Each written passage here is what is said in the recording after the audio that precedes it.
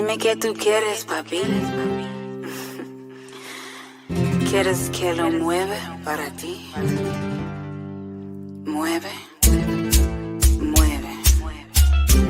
¿Te gusta cuando me muevo así? Así.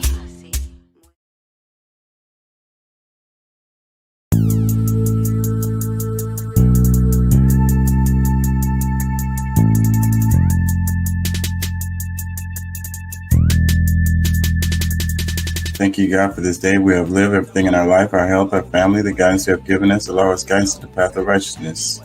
Amen. Really, I'ma get that bitch. Revenge is a dish best served cold. She took my son, now my soul is cold. He took my daddy, now my soul is old. Yeah, man. That's hot shit right there, man. So what we gonna do? We gonna dub? King Chaka ENT. Y'all can check out the music on Spotify, Apple, and other services.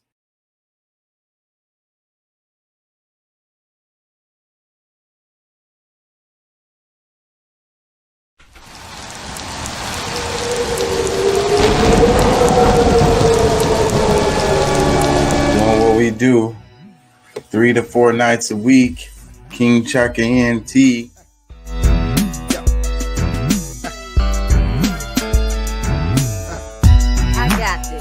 From the she starts seat. shooting. Ow! That dude was like, ow. What was that? Outside the car, That nigga deputies' got body popped. cameras capturing the bullets flying through the air. We got shots fired couldn't up have been here. a straight We need shot. It had backup to be- immediately. Start Are you- EMS. Start EMS. What We got the a civilian. We got a civilian hit. The deputy. Looks like we got us another hit.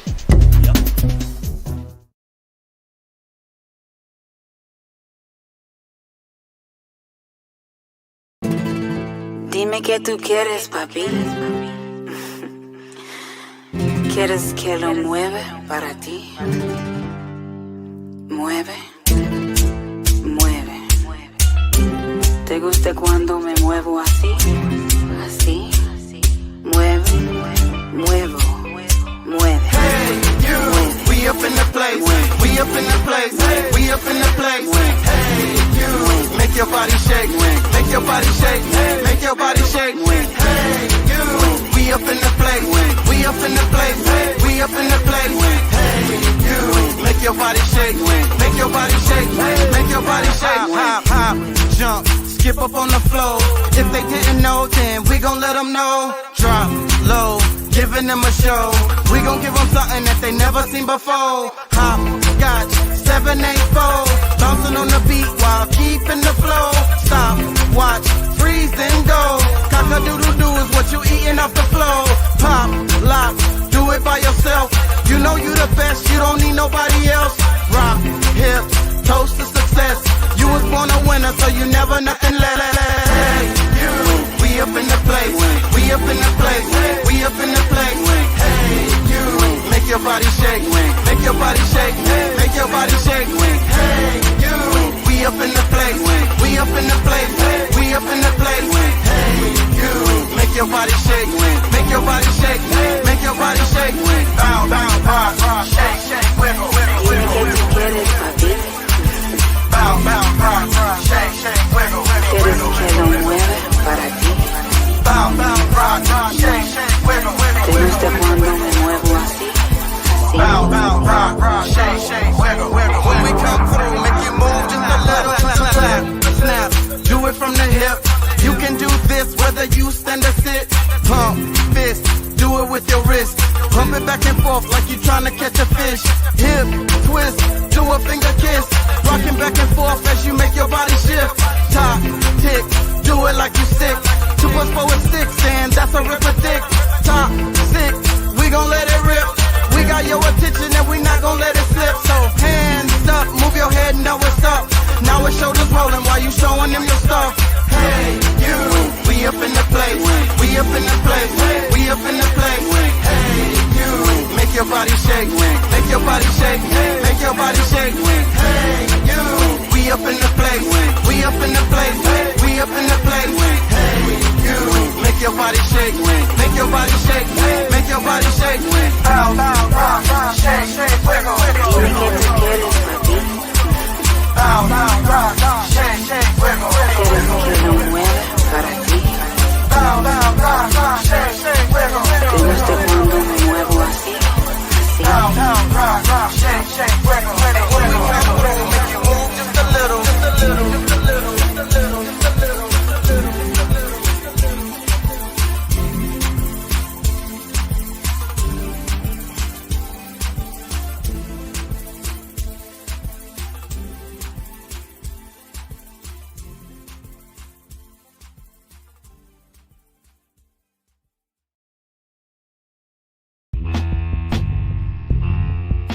1 2 1 2 1 2 1 2. Yeah. 1 2 1 2. A mic check. 1 2 1 2. 1 2 1 2. It's time to check the mic and best to bet I'm about to wreck it to the leather. Jealous people hate but don't debate, just check my measures. Electric by design, I even shine in stormy weather. Attempt to meddle and tether this mental treasure, and you find yourself embedded in the chasm in the desert. Thirsting for hydration, no libation, empty kettle. Take it to another level, add the bullet and the shovel.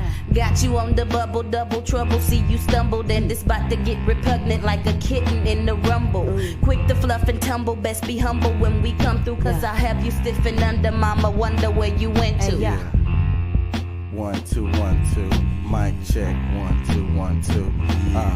Yeah. 1 2 1 2. Mic check. 1 2 1 2. Yeah. What you gon' do? It's the KCE crew. We making you look like Fu Manchu. Proper grasshopper who with the kung fu.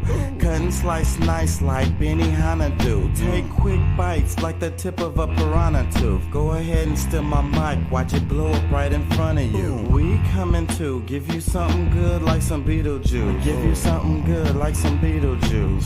Who do you think you are? You ain't gonna get real far. Driving your shifty car, following Diddy farts. I'ma be a Twitter star. I'ma be a Twitter star. Keep dreaming about how big you are, cause we about to pick apart everything that's in your heart. Control and leave you torn to shards. Napoleon Bonaparte. Napoleon Bonaparte. Selling junk like Sanford son. Wax on, wax off Daniel son. Selling junk like Sanford son. 1 2 1 2. Mic check. 1 2 1 2. Yeah. 1 2 1 2. Mic check. 1 2 1 2. I'm tripping cause my mind's gone from always seeing tragedies. Can't close my eyes cause it's around me, I just call it reality. Can't paint no perfect picture like an artist they can't sell. It's what they try to instill in me, but my pockets seem to swell. Doing it like them ghetto boys did it back in those days. And we been jamming Pippin Bun, long live UGK. And before Eminem, we had Bill and Gangsta Nip. But we don't trip unless we on the plane taking a trip. And these suckers trying to contest us, but they find out we ain't no busters. We much more than screw, we keep it gutter. Mic check 1 2, y'all cannot touch us. We don't be causing no problem, son. Coming at me like Daniel's son. You would get defeated, wax on, wax off, out to the righteous one. 1 2 1 2. That's mic check. 1 2 1 2. You already know. Yeah. 1 2 1 2. Mic check. 1 2 1 2. Dude, I could blink my eyes and provide an entire fountain of sound effects, pounding directly on your neck, having flashbacks of the tragic act back when the boom bap was replaced with pop rap or hip hop or whatever you call that. We need a lockbox or something to keep this weak pox from spreading. I'm heading outside of the outsiders, opening your mind wider. Silly rabbits are at it again, but they can't hide us. Sit tight, Mr. Hip Hop. We'll find your daughter. Ought to be easy. She emits a homing frequency. We picked it up back in '98, and we're actually surprised that it took us so long to triangulate her exact location. But congratulations, check it out. We about to get her right now. We already found the captors, trapped them and slapped them bound. Just burn the hideout to the ground. Yeah, a 1 2 1 2. Mic check. 1 2 1 2. Let's make it hot. A 1 2 1 2. Mic check. 1 2 1 2. 1 2 1 2.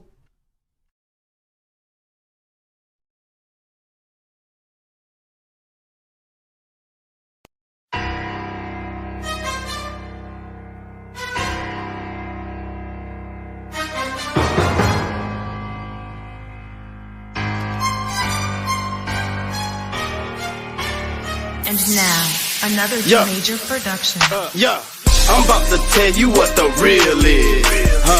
Deep down inside, you got to feel it. Emotions have the most number of killings. Pay close attention to your feelings. I'm about to tell you what the deal is. And when I'm talking, all I'm hearing is some crickets. Yeah, hurry honey, run and get your ticket. Just get the money, it's not always the business. Yeah, forget the $1 million mission. Sometimes I just want to go fishing instead of physically grinding in the trenches. Finding me using my knowledge, intuition. Yeah, Chaka not talking while he so distant. Yeah, Chaka be talking but they don't listen. Yeah, he's sitting, his brain pumping like a piston. I've been chasing the twilight, now I've been bitten. The city's in my sights as if I was a pigeon. Your role is cast, your dialogue is written, it's past control. You're like a Sims minion, what to do now but roam around in and out of buildings. Seemingly living, touching ceilings, but there's no feeling. Willing and dealing, but really there's no winning. I'm sinning and sinning, so what I'm defending stuff's like prison, stuck in the life out of living. I'm about to tell you what the real is, Deep down inside you got to feel it. Emotions have the most number of killings. Pay close attention to your feelings. I'm about to tell you what the deal is. And when I'm talking, all I'm hearing is some cricket. Yeah, hurry honey, run and get your ticket. Just get the money, it's not always the business. They say they do it for the money and the power. I'm just trying to get some peace in the shower. Protect what's mine without being a coward. Watch loved ones take time to breathe in the flowers. I've seen these G's get knee deep in powder because he needs to succeed in ours. Fuck your lifestyle, it's weak and it's sour. Fuck your lifestyle, it's weak and it's sour. Watch I come through and do like I do. Watch he come through and lose like he do. I'm a Hebrew, he just evil. We both hate people and church steeples. One thing certain, demons lurking. They be stressing, we be surfing. She be twerking and it look like it's hurting. I be perping, close the curtain. They give you lithium to get rid of that shit? I'm about to tell you what the real is, Deep down inside you got to feel it. Emotions have the most number of killings. Pay close attention to your feelings. I'm about to tell you what the deal is. And when I'm talking, all I'm hearing is some cricket. Yeah, hurry honey, run and get your ticket. Just get the money, it's not always the business. I'm about to tell you what the real is, Deep down inside you got to feel it. Emotions have the most number of killings. Pay close attention to your feelings. I'm about to tell you what the deal is. And when I'm talking, all I'm hearing is some cricket. Yeah, hurry honey, run and get your ticket. Just get the money, it's not always the business. Yeah, you boys think you real. What is real? Whatever it is, it's not you. For real. You know what I'm saying? KCE, we coming. It's the takeover, bitch. Y'all ain't ready. This is some whole new shit. For real.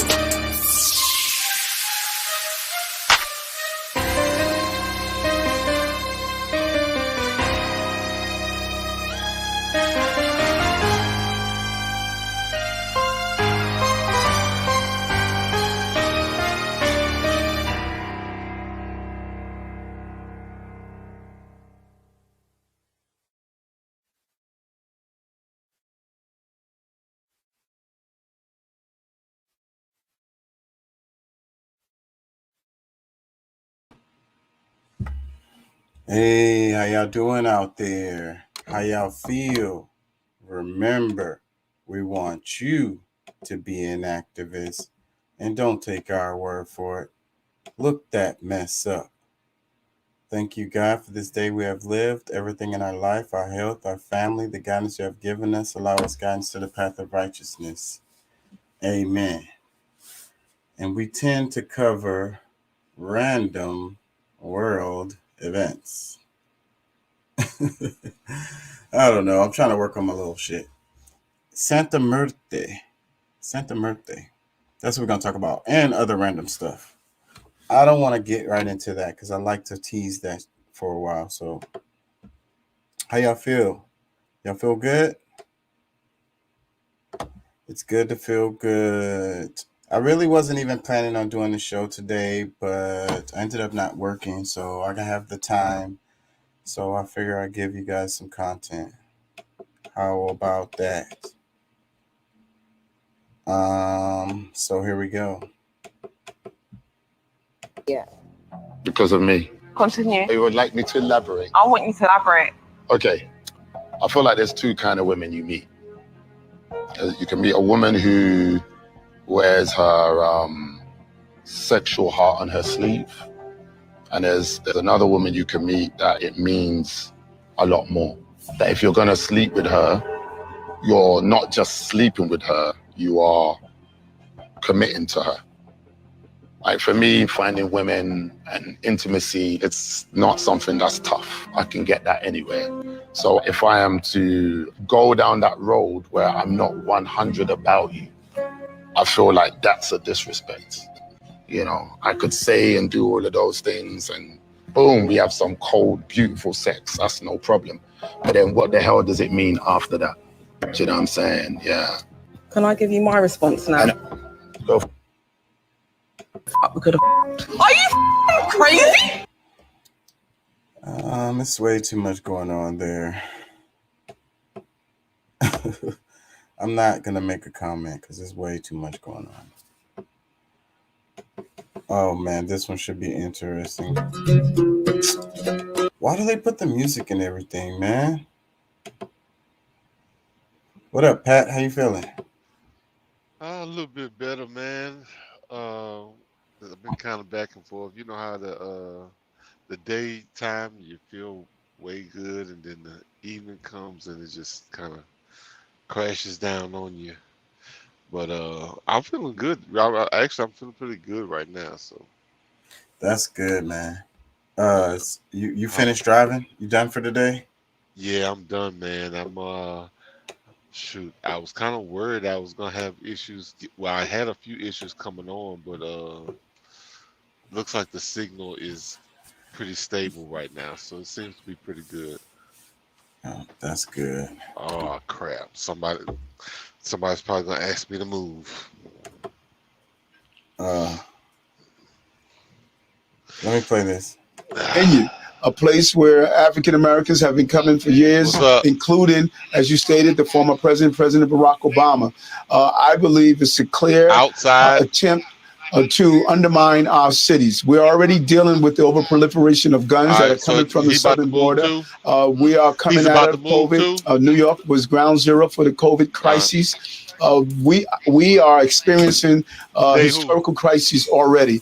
And when you look at the specific targeting truck drivers states in America, we looked at the cities where you had 3 black mayors, where they specifically sent buses to. They passed through a lot of cities to get to New York. A lot of with a sanctuary destination cities they passed get to through, New by York. the way. They passed through a lot of sanctuary cities as well.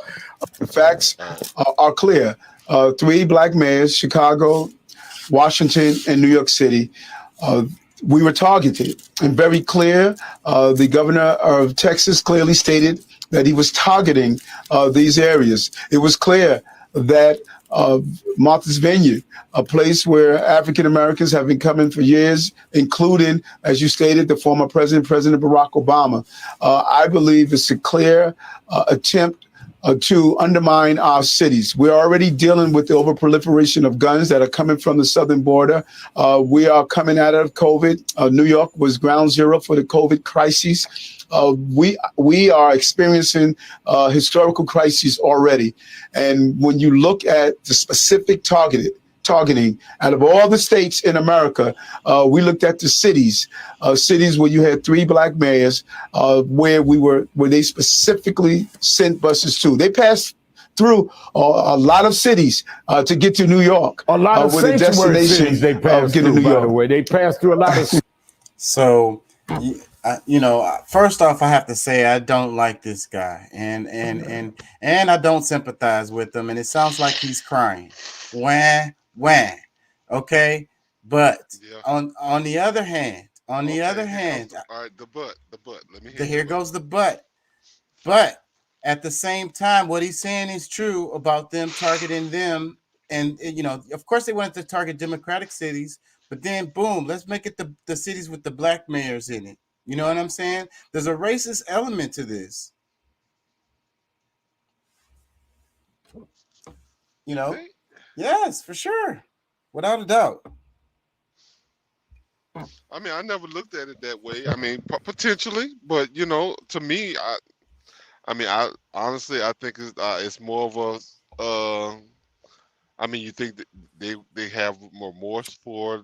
Oh, I'm just not gonna do it to white Democrats. Like I don't know, like What I'm saying is, it's sending a message. The whole point of it is political, right? The whole point of it is political. It's a message, So part of the message is these black mayors can't run their cities. They suck. They Democratic and they black. Damn, they double whack. well, their main problems is their. I mean, I don't think it's well. I mean, I don't personally think it's because it's black. I think it's because of the values in which they. Because I mean, if they follow along with whatever other Democrats say, instead of like, all right, you know what, my city, I might be a Democrat, but my city is not gonna be this or that. They're not doing enough to close in on the proper crimes. So I mean, I wouldn't necessarily attribute that to crime. I mean to race. I would attribute to just uh failed ideology. Because you start talking about I mean, because of course the wrong terminology, defunding the police, that's a bad terminology.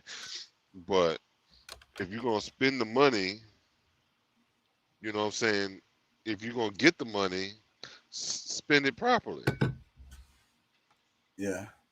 But I mean, they just they just so happen to have a lot of crime. I mean, I never really looked at it that way because I'm just looking at like, okay, this is just failed policy. You know what I'm saying? But Yeah. Well, I'm but saying on its face. I can't well, and I hear what you're saying. I don't want because I mean I can't say what was on their mind when they decided Yeah. none of this. You Yeah. know what I'm saying? So potentially, possibly, but I mean, if you're a sanctuary city, and this is because I mean these were not Greyhound buses that was going, or these was privately hired and sent directly to specific places. Uh, They had to be, because them stops like Martha's Vineyard, I don't think that's a stop on a regular bus stop. I doubt it. uh-oh. I'm just saying, I doubt you could catch My the bus there. goodness, But what do I know? it's breaking up on my end real bad. Oh yeah. Um. Shit. Anyways, the guy is just saying, 3 black mayors, Chicago, Washington, and New York City, were targeted on this busing of immigrants thing. That's what this guy is saying. Um, Let me read this post right here. It says, after 2 weeks of lockdown in Haiti, demonstrators plan to go on general strike from September 26th to September 28th to protest the high price of fuel. The strike will be followed by 2 days of protests on September 29th and September 30th. So I guess that's getting the word out.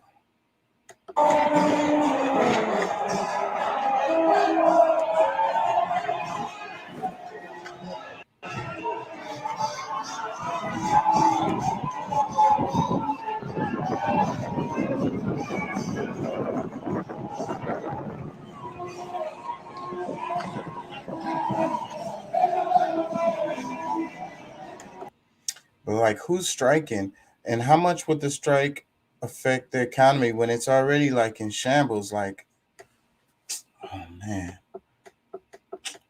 you know. Thoughts out to them, man. Ancestors power to them, man. Y'all keep fighting.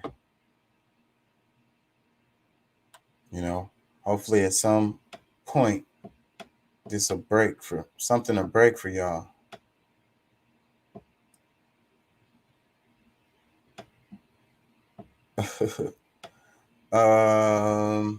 I don't want to just get into it. I kind of want to freaking. Oh wait, I think I got something. So I don't want to jump into it yet. Can I play this? Sugar Hill Records is the worst thing that ever happened to hip hop. When Sugar Hill Records came out, a woman named Sylvia. Do you believe reverse racism exists? I'm honestly not sure what it is. It would be like reverse racism would be. Hold on. Reverse racism exists. I'm honestly not sure what it is. It would be like reverse racism would be like black people can be racist against white people or like other, yeah, basically. I mean, you can be prejudiced, but it's not as systemic as racism is. I don't think you can be racist to a group that isn't marginalized. So I don't think so, just because racism by definition is when a group with institutional power is oppressing or discriminating a group without it or abusing their power. So I don't think reverse racism is really a thing. Thank you. No, I would say no. Probably not. That was pretty easy, actually. Okay, thank you. Yeah. I feel like it does, but just not to like the extreme that it clearly happens like right. I don't know how to like word it properly. Like it depends. I mean, I guess not. Yeah, like I know what Like you it mean. does, but it's I don't know. Not the same amount. Not the same, and it's not like as extreme. Okay. Yes, if that makes sense. I hope that didn't sound like. No, it's okay. Okay, thank you. Racism only racism. Yeah, I agree. Yeah. Okay, cool. Thanks. Do you believe? I need to give me a mic, something like that I can take with me, so I can do little interviews like that. I'd love to do that. I've been thinking about that. So I don't know what would be the best equipment to do that with, and the most cost effective. I'm afraid to play this clip because I don't know what show this is from.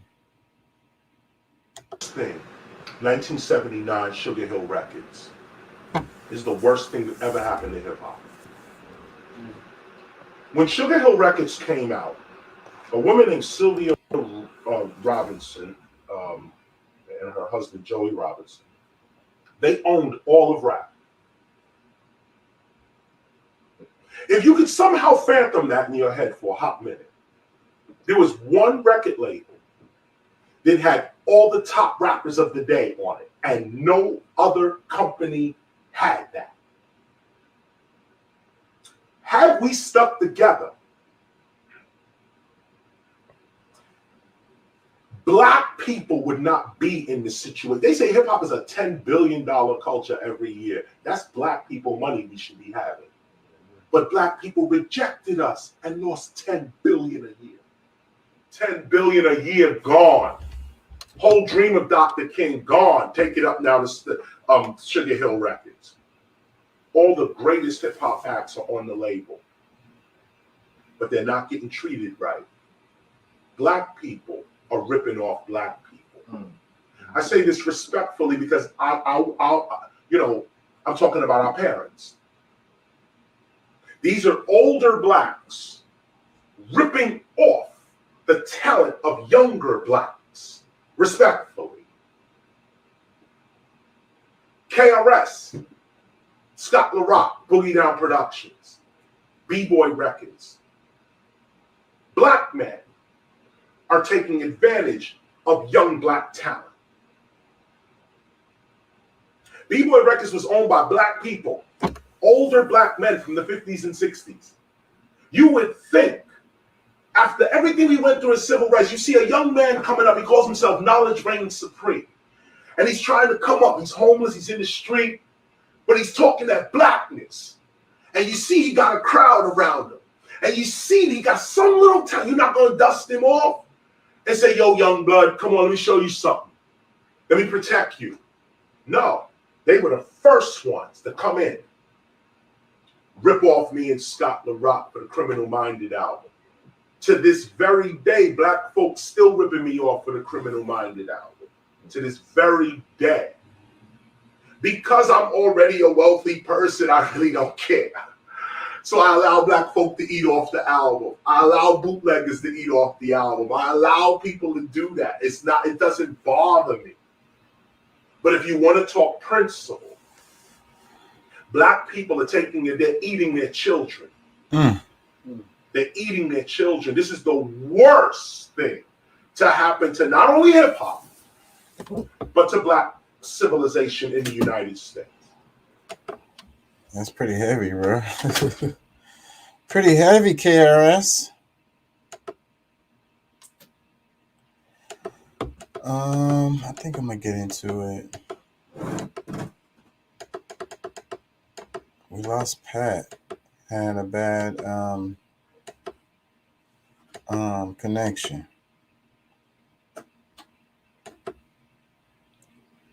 It says Ukraine just one aid package away from victory.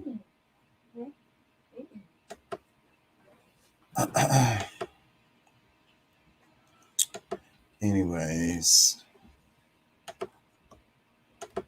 let's move on. Get into it. Santa Muerte. Am I saying it wrong? Learning Spanish, and I'm so my confidence is not there with it to speak it, but I understand it pretty good, but really kind of embarrassed to speak it.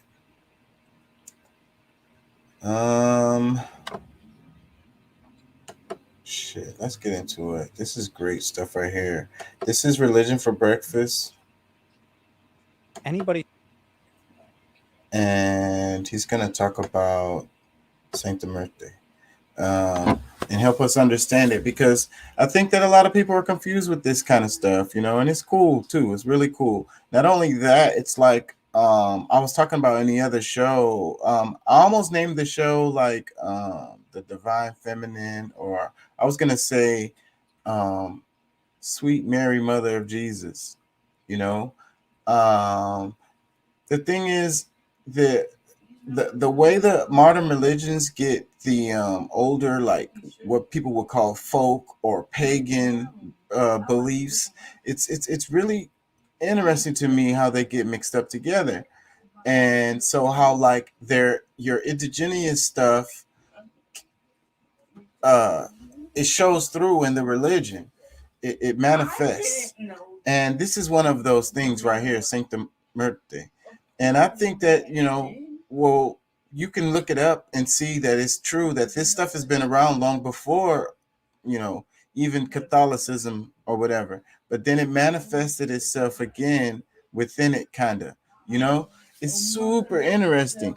But the part about like the woman, the feminine, the divine feminine, and then the part about death being like not judging, everybody's on the same level, I'm losing my train of thought, but it's gonna come to me. Who's watched Breaking Bad, True Detective, or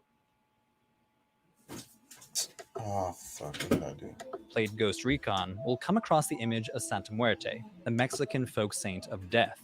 Dressed in a long gown with a skull for a face and her bony hand holding a scythe, the female figure of the Grim Reaper is often seen as morbid and menacing. In TV shows and the press, she's frequently tied to drug cartels and other criminals.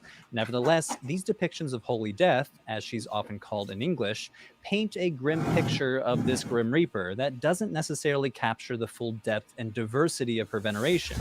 which is one of the fastest growing religious movements in the Western Hemisphere. Even though the Catholic Church has publicly spoken out against Santa Muerte, calling her a heretical saint and stating that her supplicants are satanic, and even though some priests have offered to exorcise her spirit from people like some sort of demon, most Mexican devotees of Santa Muerte consider themselves to be Catholic and see nothing wrong with worshiping her. Indeed, as you can see with these images on screen of shrines in Mexico, most pray to God, Jesus, as well as Holy Death. And though members of the drug cartels are known to venerate Santa Muerte, as we'll discuss later in this video, most adherents are people just struggling to get by, who feel called to worship the folk saint of death for the many miracles she's said to provide. As one of the leading scholars of Santa Muerte, Andrew Chestnut, argues in his book, devotees have been turning to her due to her reputation as the most powerful and fastest acting saint. Today, let's learn more about this bony lady, or Huesuda, as Mexican devotees often call her. We can learn a lot simply from Santa Muerte's name. La Muerte is a Spanish feminine noun meaning death. Santa is the feminine form of santo, which we can variably translate as saint or holy. But she has tons of different names, one of which is the bony lady, as I just mentioned. But she's also known as La Madrina, the godmother. Sometimes she's known as La Niña Bonita, which means the pretty girl, and people also call her La Flaquita, which means the skinny girl, as well as many other names. So all of that's really interesting. He went through that really fast too. Does he have a caption here? No, he just put in some links. Let me read some comments underneath the video. Start us off. The first comment says, as a Mexican myself, I have to add from my personal experience that the Sancta Muerte in Mexico is usually considered a taboo for those that do not worship her. It is something people try to avoid talking about. And in my family, for example, as Catholics, we were told that venerating her was against God and all our values as Christians. And that is similar to witchcraft and black magic, in the sense that it's something that people resort to when they are asking for something which God cannot help you with. Most frequently, bad things like harming others. It is usually associated with people living in very marginalized environments, in dangerous neighborhoods, or slums surrounded by crime, violence, poverty, and really tough conditions for living. Outside those places, there are few people who worship her, and almost all of them do it in secret. And it can be a scandal when there are rumors of someone from a good family praying to Sancta Muerte. We really almost never talk about her, and we tend to pretend it doesn't exist and live our lives without thinking much about it. And for that reason, it usually gets us by surprise when someone talks about her or we see an image of her. Most people will interpret this as a sign that they are dealing with a dangerous place or a dangerous person. If, for example, you are in a taxi and the driver has an image of her, you may feel uncomfortable. Or if you get lost and end up finding a street chapel of the Sancta Muerte, you may want to get out of there immediately. I personally don't see any problem with people who pray to her, but it is what it is. That was a long comment, but I think that's really good how, like, kind of laying out the intricacies that's related to this, and the guy in the video is going to explain how, like, uh, written evidence, they didn't have it. And he said that it was in the closet, but the reason why it was in the closet, and the reason why even this guy and his family probably feels this way still to this day, is because the Catholic Church came in. When the people got colonized, they was like, oh, this stuff is evil, this is the devil. So the people, and they would get killed. They would get killed for doing it. So they would hide it, do it in the closet, do it at night, do it when the authorities couldn't see. So, but this has been ingrained in them for generations and generations. Therefore, they are ashamed of it, and they hide it, and they don't, because it's not. But the other part of that that's so interesting, like I say, is reincorporated into their religion, into the same religion that was given to them by the colonizers. So they found a way to wiggle their stuff back in there. Whether it was consciously or unconsciously, that's what happened as a result. Let me read another comment. It says, as a Mexican American, I grew up seeing images of Sancta Muerte in devotional candles and statues for sale at local Mexican markets in Wisconsin, of all places. My mother warned me against her, saying that while she grant you anything, it will always come with a price, and that she's a jealous saint who punishes those who worship others before her. I see her very much as described here, an amoral entity that reflects the worshippers themselves. She's quite popular among many in the LGBT community in Mexico and in Mexican American circles, since Catholic institutions often turn us away. As more and more people see their situations as desperate and turn to anything for survival, veneration of La Santísima Muerte will continue to grow. Santissima Muerte. You there, Pat? Yeah, I think so. You I can think hear me so. pretty good now? Yeah, I can hear you. Okay. Let me play a little bit of this, and I want to get your comments. La All of these Flaquita. less formal names evoke the familial and intimate relationship that devotees have with her. Unlike God, who some might feel is distant and not very easy to approach given how mighty God is, Santa Muerte is imagined to be open to listening to people's prayers, and if they respect her and are loyal followers, willing to directly intervene in their lives and gift them with miracles. And as we'll see, because she's death, she judges nobody. Santa Muerte is what is known as a folk saint. That's to say, a saint of the people, particularly the working classes. Unlike Catholic saints, who were holy people that have been officially canonized by the church, folk saints are either real persons or mythical figures who have not been officially recognized by the Vatican, but who local people believe to be holy and supercharged with supernatural powers to help them in their daily lives. Because folk saints, unlike most Catholic saints, lived out their lives on local soil, they feel like familiar faces among the pantheon of officially sanctioned and largely European saints, who, let's face it, lived hundreds of years ago in a place far, far away, with lives that were just so different to the average Mexican that they can be hard to relate to. This means that folk saints offer a friendly supernatural face that's based on shared values, shared culture, and shared history. Another appealing thing about folk saints is that because they're not part of the official Catholic Church, they're also outside of the moral demands of the Catholic Church. This means you can ask them for things you might not want to ask God or other saints for, who might judge you for what you're asking. The folk saint's history is mysterious, and there's no general consensus among scholars on her origins.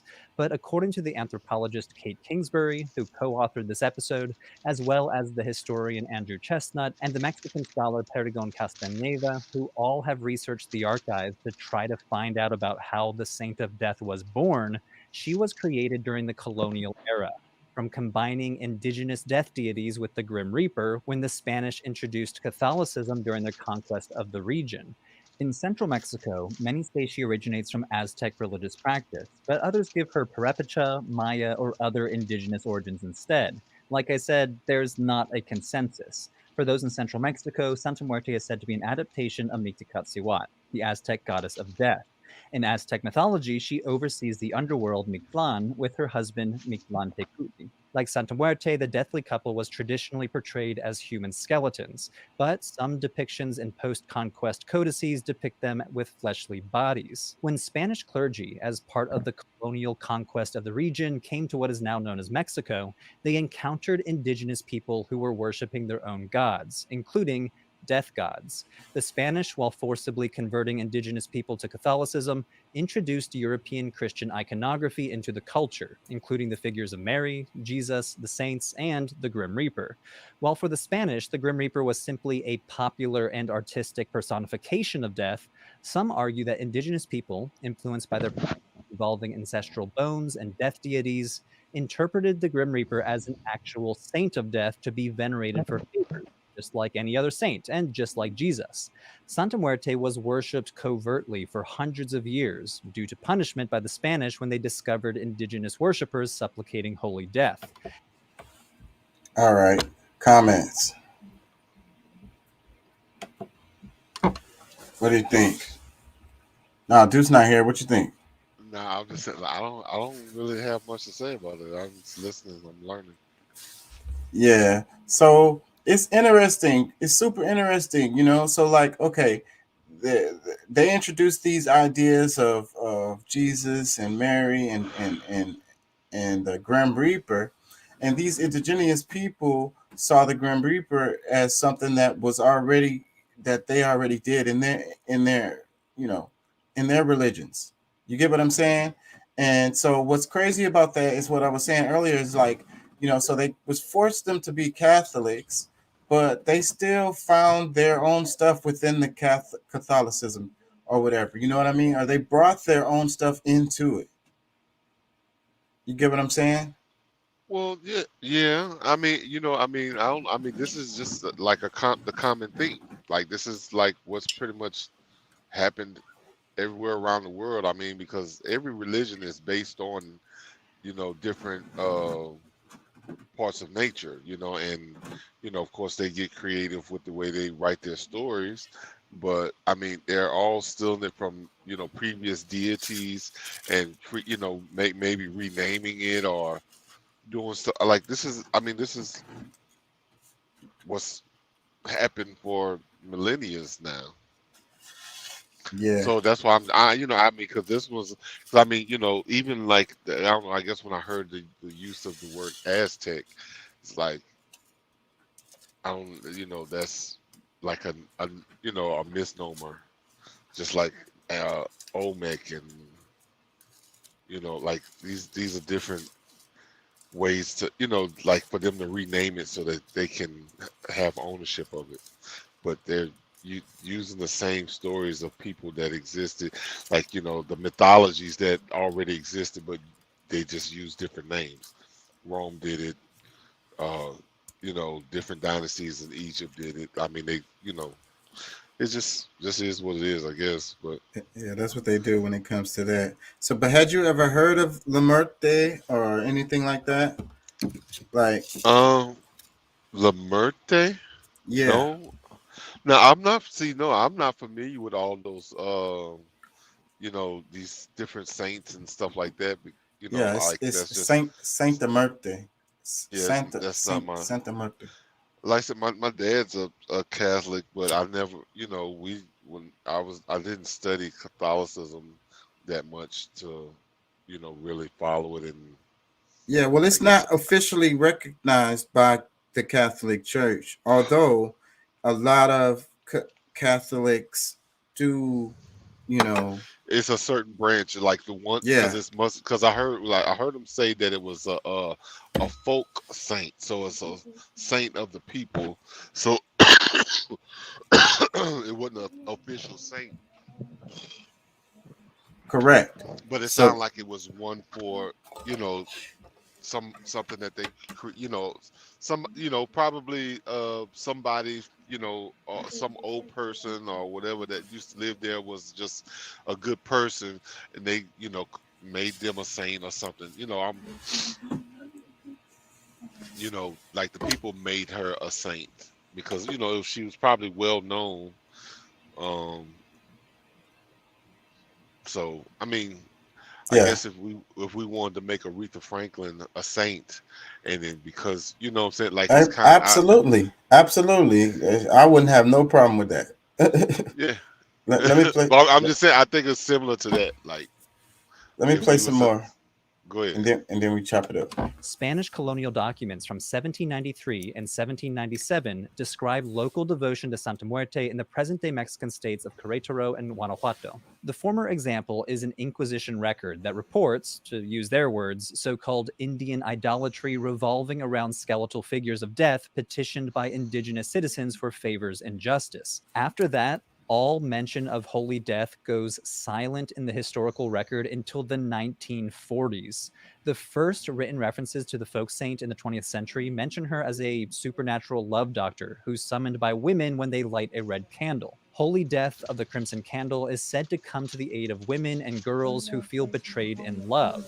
So, for a span of over 200 years, Santa Muerte veneration was covert. Skeletons were literally hidden in closets. This is a far cry from today when we see her publicly shown on clothing or tattoos. So, how did we get here?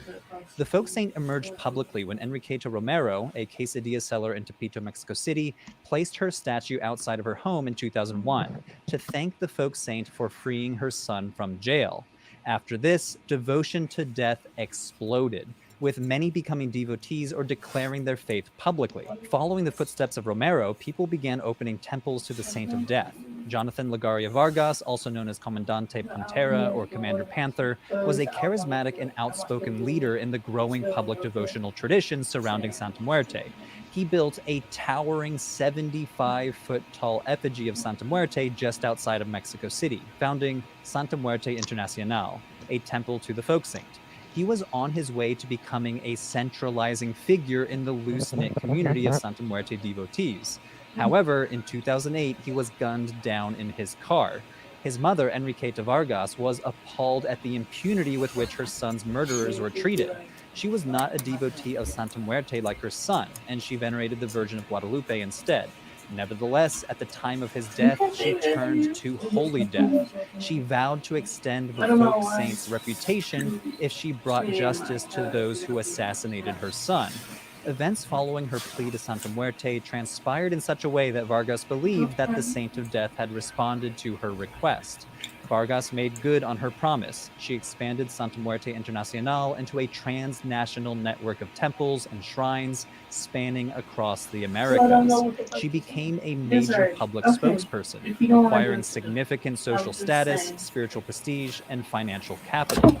Following Enriqueta's death in 2018, her daughter has taken over the temple. To read more about this new phase of That's an interesting story, right? How, but then I hear parallels to other stories. So, like her son, he started this thing and then he got killed, and then they're saying that she wasn't with it, but then she was with it because I guess she asked Saint Muerte to kill the people who killed him, and it happened, and then now she believes. So it's like it sounds like a story that I heard before somewhere else, though. In other religious texts too. What do you think? Well, I mean, it's definitely an interesting story. I hadn't heard anything like that before, but yeah, I don't know. This stuff is super interesting to me. This is like it helps you understand cultures because see, like this is coming out of Mexico, and it's really growing, and it's all through the states now. But this is it's something like that began in the early eights because it said the early 1900s, right? no, they no before that. They were saying what they're saying is it's a reaction to when the Spanish came over there. So, but it also has roots because they were already doing this kind of thing beforehand. So, and that's what I'm trying to say. And then how it's like spreading out of Mexico now, this resurgence of it, it's kind of like it's so easy for the people to adapt to it. I think because it's really just a thing that people have been doing for a long time, anyways. You get what I'm saying? Before the organized religions of Islam, Catholicism, Christianity. You get what I'm saying? How before? Right. So wait a minute, because how is there before Islam? Because it was before. Shit. I don't know how else to say it. It was before. Catholicism? Yeah. Before all of that.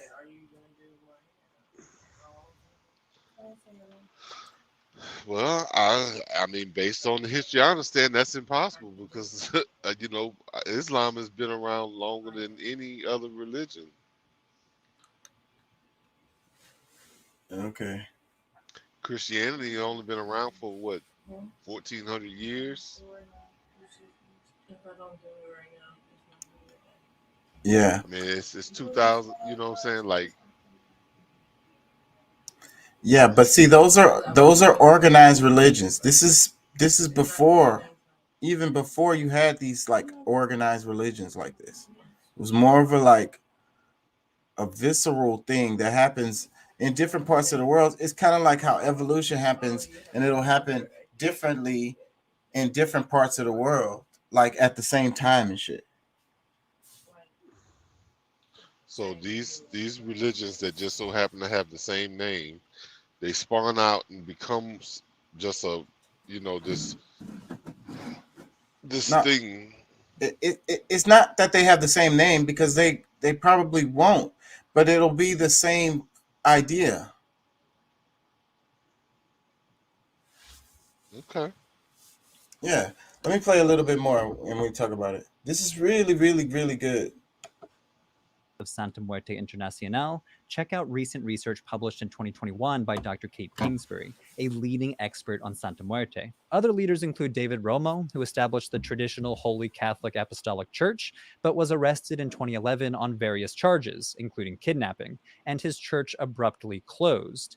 It's been estimated that between 5 to 7 million Mexicans venerate Santa Muerte, but numbers are hard to gauge and no official polls exist as of the publication of this video.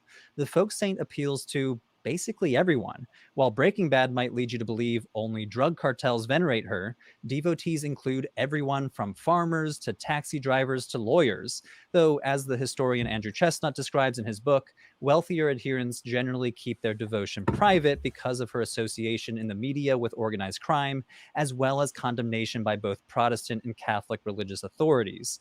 And this privacy is partly why it's so difficult to quantify just how many individuals venerate the skeleton saint. Holy Death has a huge following among the most marginalized and those with dangerous professions. This does include drug cartel members, but it also includes police officers, sex workers, prisoners, delivery drivers, firefighters, or miners.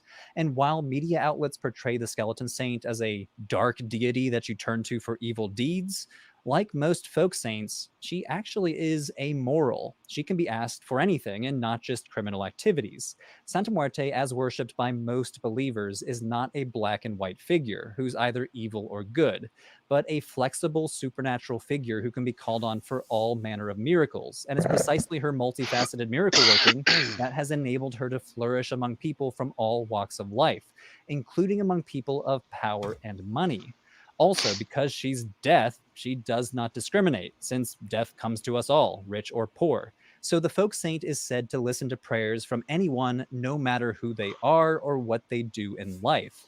Santa Muerte provides miracles to devotees, granting them not only life and protection, but also love, luck, well-being, wealth, and much more.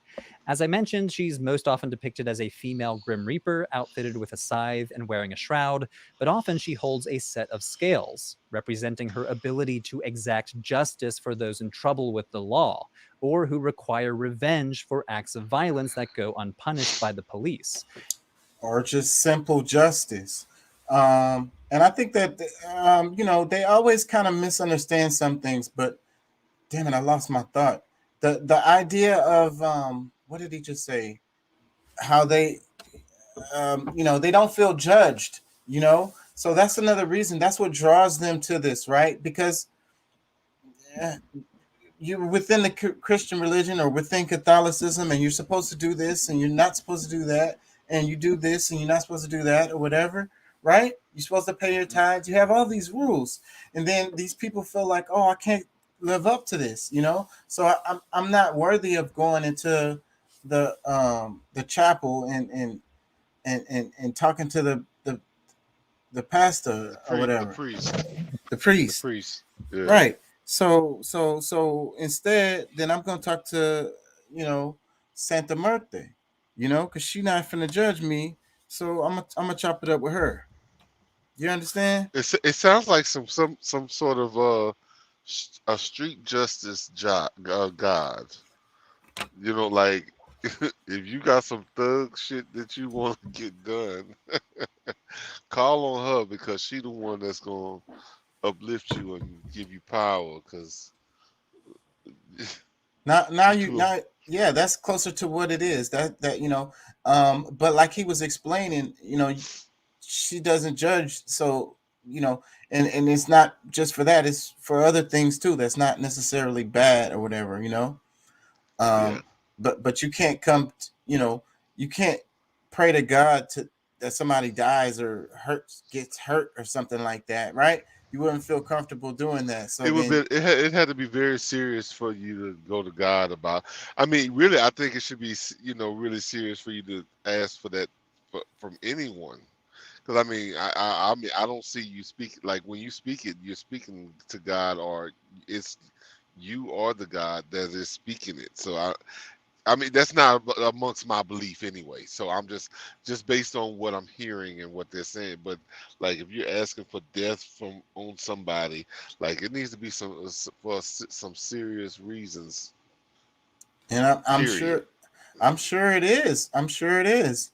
So, but I think that, you know, well, how it works in the psychology of humans is kind of like, you know, the, we personify these entities, right? So, you know, if we need to strike down the justice, we need to bring it to justice, then we personify ourselves into this Saint Muerte. You understand what I'm saying? You know, we might need to be the one to take care of business when it comes to that, because it's like the law didn't take care of business. We need to Well, balance these scales. yeah, I know. Like, I mean, for me, it just don't like if it's really that serious. Honestly, I don't care who know, or who, what power I'm trying to use. Guess what? It's time to handle business. So, Exactly. So, yeah. yeah, but you have that, you know, knowledge of self, you know, but you know, a lot of people need some help, you know, and Well, I think it's. I mean, because to me, it's like and yeah, it's not my culture the way I would see it, like this, how I would look at it, but you know, it just like you need somebody to blame it on. You right, know, kind of like some kind of like scapegoat, some kind of like a little separate, like a little buffer. yeah, yeah. No, I mean, and that's fine. I mean, I never really, I don't judge nobody based on how they see things. Like I said, I mean, it's not my cup of tea, but if that's how, these people do it, hey, more power to you. And, you know, like I don't think that everything that, like there's some things that just like as much as we live in America, so we see a lot of effed up stuff. So, at some point justice might look ugly. And that's what it is, and that's what this is. And I think that what we do when we like let's say we go into Catholicism and we are like everything is good and all of this, so we're missing a whole other part. We're missing the whole yang. And that's why when things happen you don't understand them, and then you go back to your religion and you're like, you know, I don't understand, give me guidance, help me, you know. But hey, if you just look at the fact that you have this dark side that's going on, you know what I mean, then you will understand better when things happen. Well, yeah, because I mean, I have those two powers within me. I got good and bad that exist right in one shell. So, you know, And there's really no separation of there's the no two. separation. Nah, they coexist perfectly. Let me read some comments underneath the video. This one says, "As a priest living in Mexico, this is excellent and well done. I love your series. I think this is a really good video too. I want to play some more of it." Let me read another comment. It says, "I've known many folks from southern Mexico and Guatemala, and those people are serious about their folk religion. They are real devotees. These local folk saints have been part of the indigenous religion for many centuries in one form or another." That's what I was saying. Let me read another comment. It says, La Sainte Muerte has a huge following here in Chicago. She is everywhere. I also spent time in Argentina, and their folk saints are fascinating as well. For example, they have San La Muerte, a male deity that's different from the female Mexican Sainte Muerte, and Guchito Gil, who was devotees of San La Muerte. They both extremely popular, particularly in the interior of the country where a higher percentage of population has indigenous roots. So yeah, man, that's why I'm covering this, and that's why it jumps out to me, and that's why it's so interesting to me, and that's also why it's so easily latched on to by people is because this stuff goes way back. It's indigenous stuff, you Well, know. yeah. I mean, I guess for some believing in because that's somewhat like a deity for them. Just like a lot of people look at Jesus or you know, I mean, whoever they choose, Muhammad or if that's where they receive their power or guidance and they feel, like that entity is strong in their life and that's what, they usually like when they need to accomplish something and that's who comes through for them. Like that's what you're gonna use because that's what works when you use that power. The one because I mean it's really does go deep into your belief. You know what I'm saying? It's like your belief like this is what tells like if your mama been using it, your grandma was using it, grandma was using it, like it's already been passed down in your DNA. So when it's your turn, shoot, the saint is like, oh yes, my baby, yes, come on, I got your back. Let's let's let's go fuck up Yeah. some people or whatever, however it need to go down. Whatever y'all trying to do. Let me Yeah. read. Let me read some more. It says, as a Buddhist, I find this phenomenon very intriguing. On the one hand, the personification of death, or maras, as as we call them, tend to be evil. The one who was adversary to Buddha was also known as Papiyan, or the sinful one. On the other hand, there is a story that an Indian monk managed to convert the Buddha's Mara to Buddhism, which suggests his role as a potential guardian to the faith. It would seem that the morality of death is largely dependent on circumstance. Okay.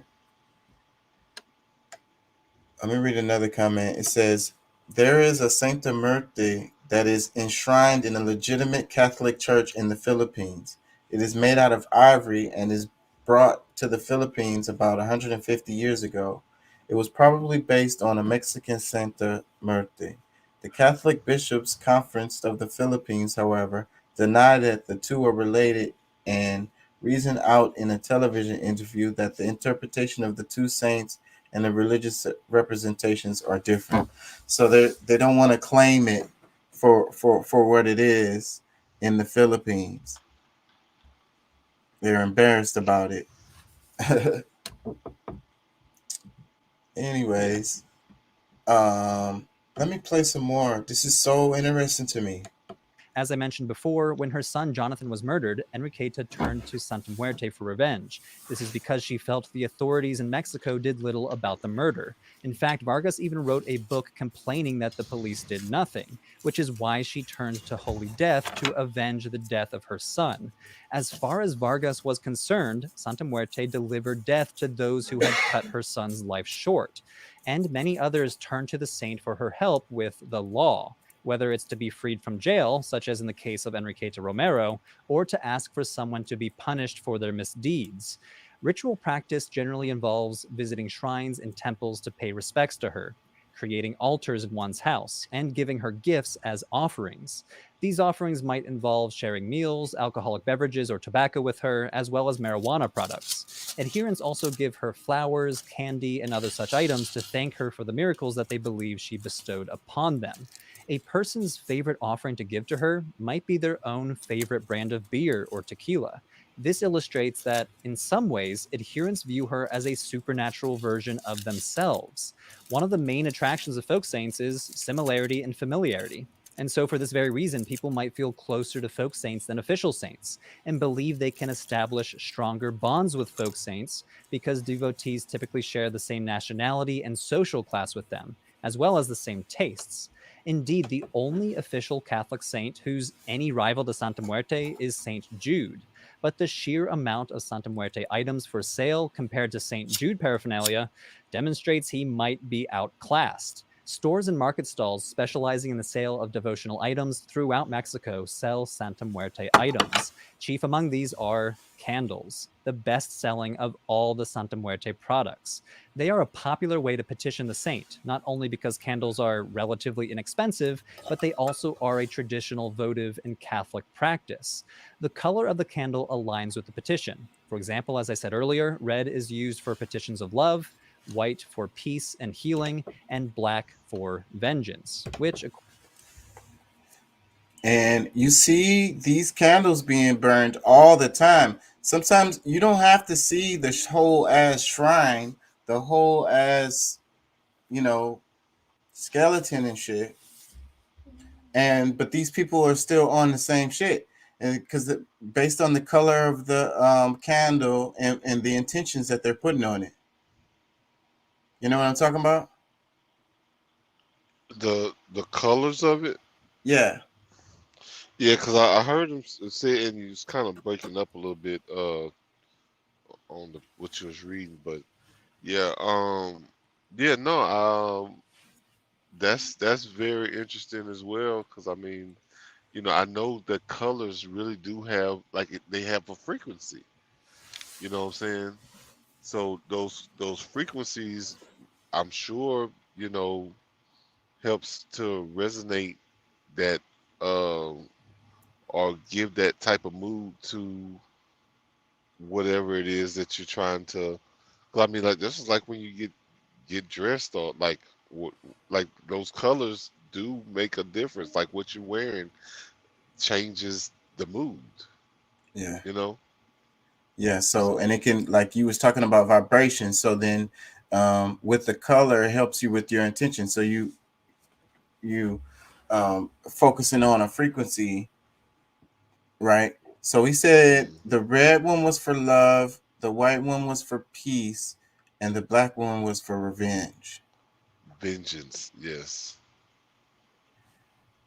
Not So, necessarily revenge, but just the fact of just anger. yeah. So, like I say, and you see those candles all the time. They're everywhere. Yeah, but it could be because see, really the red is really more, like I guess for some is passion. So I mean, and passion can go deep. Like it don't necessarily mean just love. You know what I'm Right. saying? Because that one could be bad too. Let me play it Yeah. back just a little bit. He explained that colors are relatively inexpensive, but they also are a traditional votive in Catholic practice.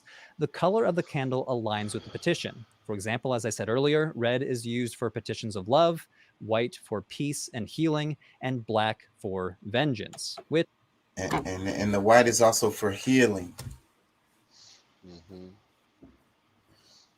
Okay.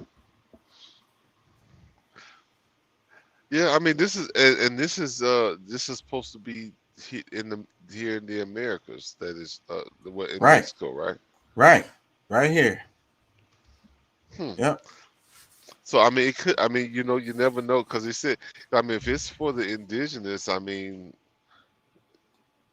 I mean, I don't know how true that it would be as far as Catholicism, because it probably that's something that bled into the culture at some point, but Right. So when you heard him earlier, because he was like, they don't really know, da da da da. He was throwing words out there. He said Aztecs, Mayans, freaking. He went down the damn list. So like, like, come the on, Incas, and I'm like, just throw everybody in there. We don't know. Yeah. We really don't know. Why are you even saying this then? You don't know shit. Look, the niggas that was here. Yeah. So, but then that's what I heard. So that's what I heard. So you know what that is. So you know who that is.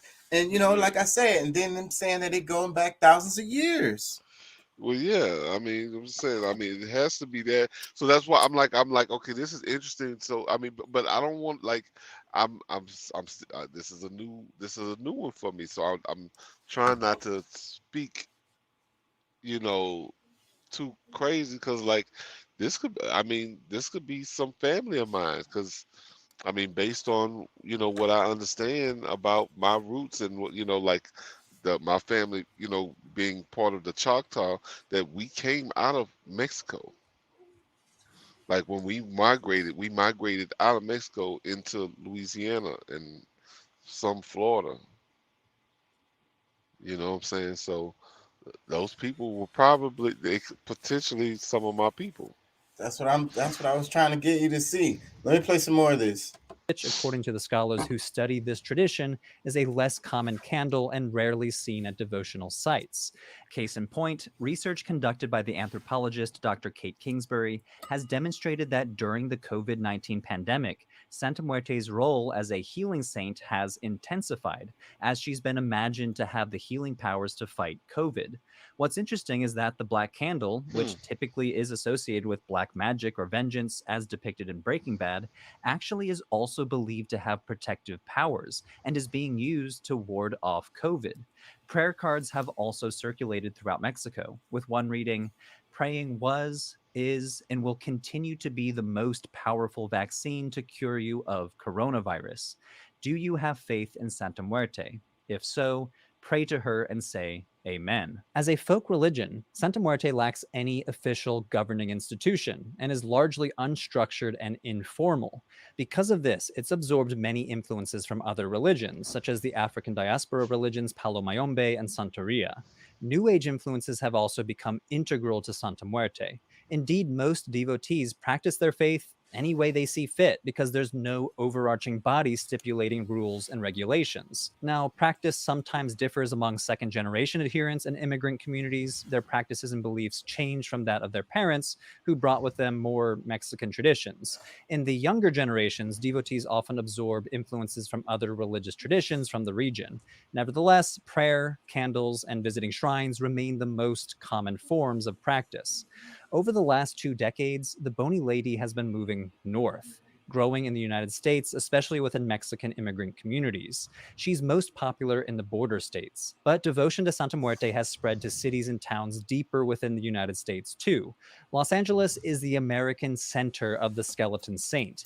In LA, you can find several shops that sell Santa Muerte devotional items, and devotees can visit several places of worship, some of the first temples dedicated to her in the United States, including one of the largest shrines to the folk saint, La Basilica de la Santa Muerte. Santa Muerte also has become the matron saint of the penal system, both in Mexico and the southwestern US, popular among prisoners, but even the prison guards, which leads us to the topic of the media, drug cartels, and criminals in general.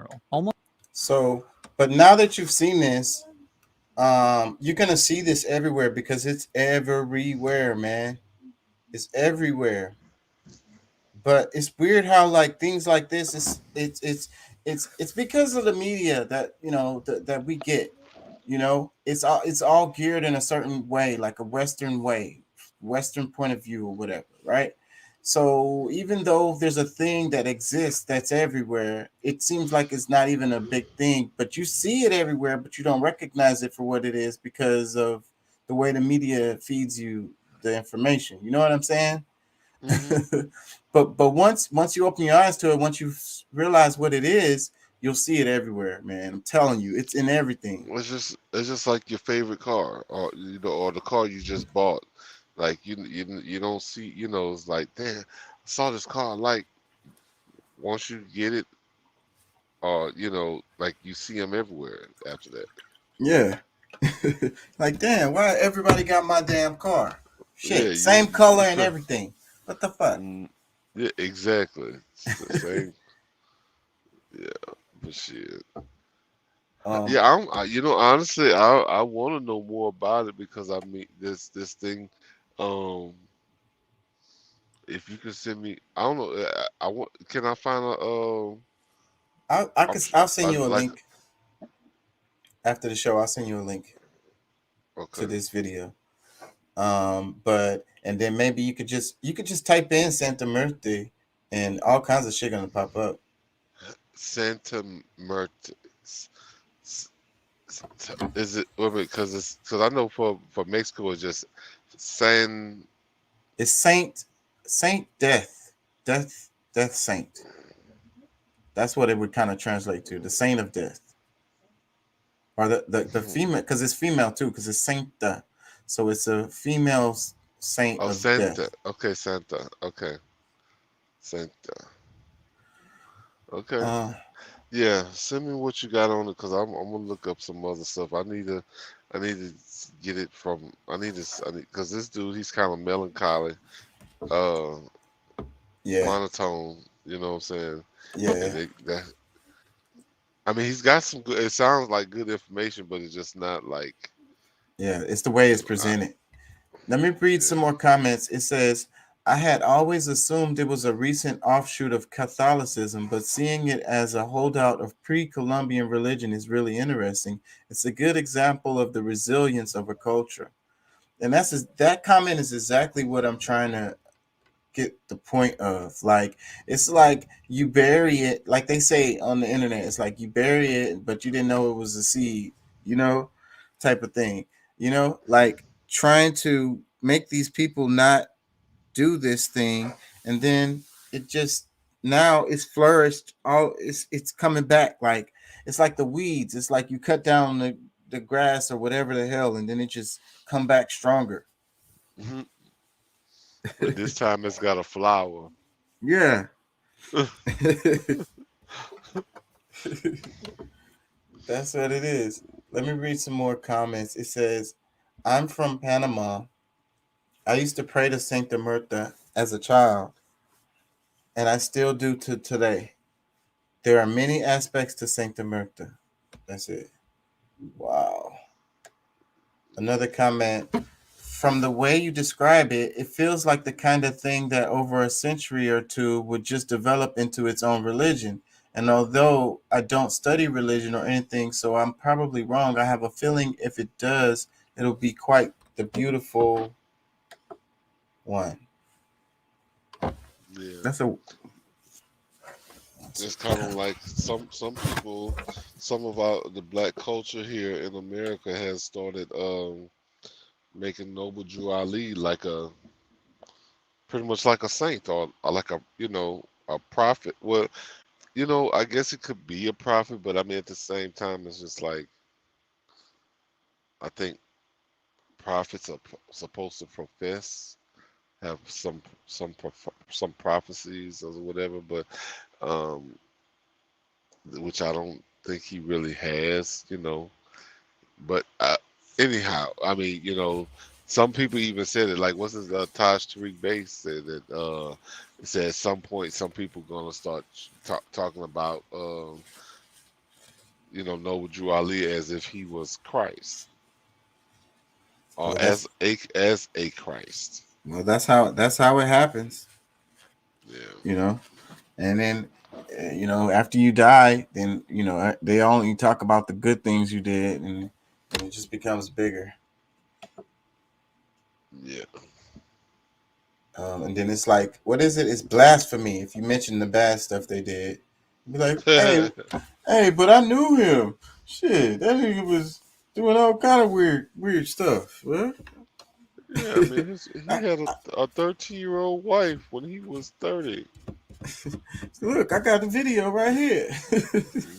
People gonna be like, blasphemy, kill him. um, Let me read some more comments. It says, being from northern Mexico, I just want to lay out that you don't really see nor hear much about the cult of La Sancta Muerte around here. It is mostly a southern development, and as far as the circles and places I frequent, I have yet to meet or see any believer or shrine. Iconography is found, but in my city, it is mostly understood just as fun representation of death that feels very Mexican and authentic, especially in relation to the Dia de los Muertos celebration. Not much else. So look at this. So this is it right here. So it's like, how like things simmer, Like, I'm just because this guy is saying that he's not seeing it doesn't mean it's not there. And then after that, he's really saying that it is there. But he's saying that, okay, it's just a fun representation of death that feels very Mexican and authentic. So it's like, the kids are just doing it for like fun or whatever, but they feel drawn to it. So, but that's the reason why they feel drawn to it is because there's something there. Well, it's a fascination that when like kids will draw into almost anything that their parents you know get into. You know what I'm saying? So they'll do it just like it's like becomes like a ritual that happens within a household. They do these prayers, and then before you know it, they become teenagers, and like this is like something that they just do on their own, and then it turns into something you know that is it's handed down from generation to generation. So I mean, um, and a lot of times, like you say, when you have kids that's doing, like, and even adults don't even fully realize what type of entity this was in the beginning. Just what I'm saying, like most deities that we've had, you know, you have a confusion. You don't even you're not a really confusion. You really don't know anything about what you're praying to, and you asking for your special request from.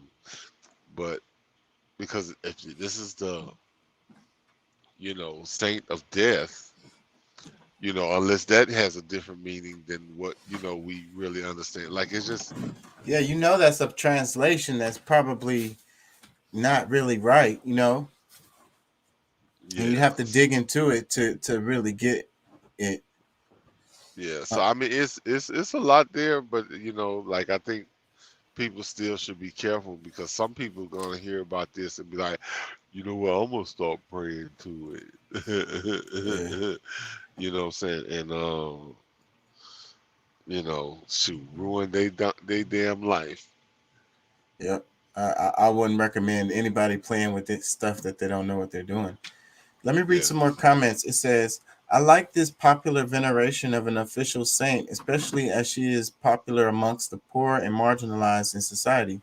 It's religion at its best. Another comment, it says, it is quite interesting to me that the brief description of the veneration of Sancta Myrta lines up almost word for word with how Shiva is venerated in Hinduism. Obviously, this is a gross simplification on my part, and the two cultures are a world apart, both literally and metaphorically, so it is exceedingly unlikely that either influenced the other in any significant way. I think this is a great example of convergent evolution within human social structures as opposed to convergent evolution seen as biological context. See, this guy is saying exactly what I was saying earlier. That's what I was trying to say. Like, he said that it lines up almost word for word for how Shiva is venerated in Hinduism. And he's saying that it couldn't have been influenced by one or the other. It had to been, independently, It had to created. be what? It had to be created like independently in these different places. You get what I'm saying? So it's like he's saying he said this is a great example of convergent evolution within social structures as opposed to convergent evolution. So like But look, listen. Do you know how many different versions of Jesus there is? I mean, well, no, my bad, because we're saying Jesus, but Heru. Like, do you know how many different versions there is of it all around the world where it was just shared? Like people, going from different places. Like this, it becomes like it's like can be somewhat of a mythology or, you know, a way of trading an ideology. But when someone picks it up for their own culture, they give it a name that relates to something of their own territory of what where they live. So these ideas are not necessarily just out of the blue and just people just so no, a lot of times it's shared and then it's just they put it in text or in context to what probably maybe both. I don't know if there's any writings on it, but either way it's an idea that's passed all around the world, and then different people put their own, they put a familiar name with it, with that idea. So I mean, this is something that's been happening for thousands of years already. So it's like not really that big of a. It's not a, what I'm saying, like it seems odd, might seem odd to some, but when when you do have some context and understanding of religions and how they've passed around, and you got 3,000 or more of them worldwide, shoot, it's just Yeah. Let me read some more comments. This comment says, I wish people would recognize Saint Muerte devotion as a modern manifestation of indigenous Mexican religion and not something associated with violence. So that's what it is, a modern manifestation of indigenous religion, Mexican religion, and not necessarily associated with violence. Let me read another comment. It says, can I just say the way you opened the video was perfect. No plugs, no unnecessary intro or any formalities. You really drew me in by mentioning Breaking Bad and Ghost Recon. Bravo. So yeah, it's really interesting because like I say, you see this stuff in everything. And I really like that show Breaking Bad. That was a really cool show. And I've been seeing some reels from it lately, and I've been like, man, I need to go back and watch some of that shit again. yeah, so they kind of highlighted Saint Muerte a bit in Breaking Bad, then it gave like an association with the cartel, being that it's like the cartel are the ones that do it. You know what I mean? Yeah. Well, That yeah, but I mean, but that's the thing. I mean, that's what the show made it look like. well, yeah, but okay, but yeah, well, I guess I wouldn't look at it that way anyway, because you know, regardless of what your occupation is, in most cases you have a God that you speak to and try to utilize or look for protection from, and regardless what it is, I mean, because at some point as a child, regardless, even when you become an adult, you're going to use want that same, try to use that same protection that your mama shared with you. So I wouldn't necessarily look at it as just, like it's not just for Cortell. It would be for any people that, believe in it. Yeah. Let me let him wrap his point. It's only a couple of minutes. Almost all news coverage of Santa Muerte follows the old mantra, if it bleeds, it leads, generally tying Santa Muerte to drug trafficking and murder. And it's true that devotion to her is common among drug cartels. As Andrew Chestnut describes in his book, everyone from low-level drug dealers to high-ranking cartel bosses have been found with Santa Muerte paraphernalia, and shrines to her have been found in cartel safe houses. Though, as we've seen throughout this video, it's important to stress that this is only one aspect of the saint. A more robust understanding of Santa Muerte requires that we remember the more commonplace devotion among the many other groups who venerate her, a diverse group of people who turn to her for a range of favors, the most popular of which tend to be the sort of thing that people throughout history have always wished for: love, health, and wealth. As Dr. Kingsbury will cover in her upcoming book, Daughters of Death, the movement is particularly popular among women, and women have dominated as leaders and founders of important shrines and temples.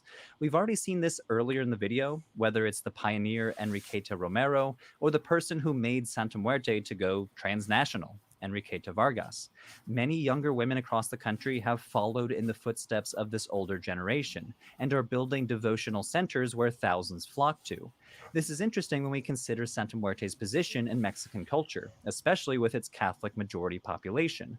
While institutional authority in the Catholic Church remains a male only priesthood, the Santa Muerte movement, centered around a powerful female saint and lacking any institutional regulations, has become a place where women have carved out powerful roles for themselves in the religious landscape, acquiring social prestige, financial independence, and recognition as leaders, healers, and witches of Santa Muerte. Research like this helps us gain a more nuanced understanding of the Santa Muerte movement. Many devotees feel insulted by sensationalized media coverage. They're tired of associations with drug cartels, given that most notorious cartel leaders don't venerate Santa Muerte. As Dr. Chestnut and Dr. Kingsbury emphasize in a recent co-authored article, Santa Muerte is not just a narco saint, but rather we should think of her as a matron saint for people on all sides of cartel violence, whether they are drug cartel members themselves or the police officers praying to bring down the narcos. Devotion to her is common among Mexican police, soldiers, and prison guards, but she's also a matron saint of the victims of cartels, who pray to her to keep the violence far from their family and friends.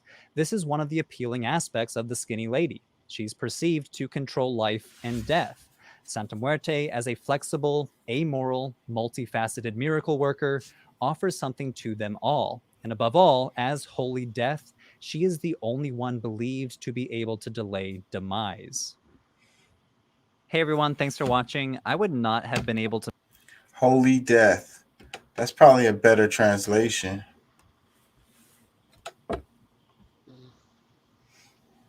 Or honorable death.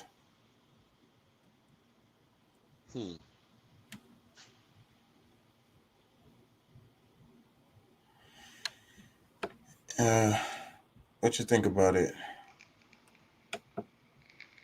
Well, it was kind of skipping on me a little bit at the end. That's why I might have to kind of pick it up and kind of do some of that studying on probably, on my free time. But like I said, I mean, it definitely is like, I mean, this is not, this is something this is my first time hearing about this saint, so it is very interesting. Because I mean, I don't really know much about all these saints. I know Santa Claus, or know about him, know about Saint Patrick, I know about his funky ass. And see, but you know what? Some of the saints that we've had, that I say that we've had or that come up through time, like a lot of people don't realize that Saint Patrick was named as a saint for being a murderer. Like he killed off the Twa people in Ireland.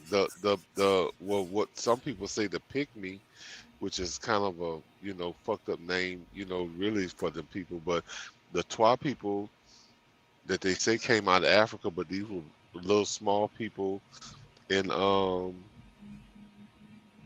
that was over in the Ireland area, and they end up killing them off. Like the leprechauns, like what they would consider the leprechauns that used to be there, they killed them off. That's what that's what his whole, it was a bunch of black people. So the saints and like they made him a saint for killing them off. So when people are celebrating St. Patrick's Day, they don't realize that's what they're pretty much giving reverence and praise to, is this guy who killed off a bunch of little black people. Yeah. I pulled up the Wikipedia of Saint Muerte, and I want to read just a little bit of it. It says, not to be confused with San La Muerte. It says, Spanish for Our Lady of Holy Death, often shortened to Santa Muerte, is a cult image, female deity, and folk saint in folk Catholicism and Mexican neo-paganism. Dang, that's pretty harsh. And but see, whenever they say that, that always jumps out to me. Whenever they say they call something paganism, it makes us. Whenever they be like They try blasphemy, something that they're trying voodoo, to something that they're yeah. trying to demonize. Yeah. Whenever they say that, it's always, and that's what it sounds like they're saying. And then it says female deity. All of this sounds bad, like the way they're saying it. Rather, But you know, but see, and I think that's kind of the same thing because that's kind of the thing that's I guess somewhat confusing me, or what's confusing me. But yeah, that's kind of what they do. Within anything that was religious, that was good for the people, or that they want to steer the people away from, because maybe they receive some great power. They truly use it. I mean, if you use it and get power from it, they want to demonize it from the people, so that that's not something that they'll utilize. They'll actually try to give them something that they should utilize, which wouldn't be as strong as what they have of their own. So it's like same old damn song, same. that's true. Look, I want to read some more. I'm gonna go back to the beginning. It says Spanish for Our Lady, or it says Spanish for Our Lady of Holy Death, often shortened to Santa Muerte, is a cult image, female deity, and folk saint in folk Catholicism and Mexican neo-paganism. A personification of death, she is associated with healing, protection, and safe delivery to the afterlife by her devotees. Despite condemnation by leaders of the Catholic Church and more recently evangelical movements, her following has become increasingly prominent since the turn of the 21st century. Originally appearing as a male figure, Santa Muerte now generally appears as a skeletal female figure, clad in a long rope and holding one or more objects, usually a scythe and a globe. Her robe can be of any color, as more specific images of the figure vary widely from devotee to devotee and according to the rite being performed or the petition being made. The cult of Santa Muerte began in Mexico sometime in the mid 20th century and was clandestine until the 1990s. Most prayers and other rites have been traditionally performed privately at home since the beginning of the 21st century. Worship has become more public, especially in Mexico City, after a believer called Enrique Romero initiated her famous Mexico City shrine in 2001. The number of believers in Santa Muerte has grown over the past 10 to 20 years. It is estimated 10 to 20 million followers in Mexico, parts of Central America, United States, and Canada.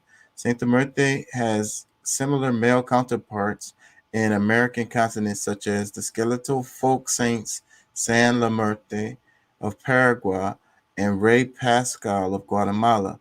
According to R. Andrew Chestnut, PhD in Latin American history and professor of religious studies, the cult of Santa Muerte is the single fastest growing new religion movements in the Americas.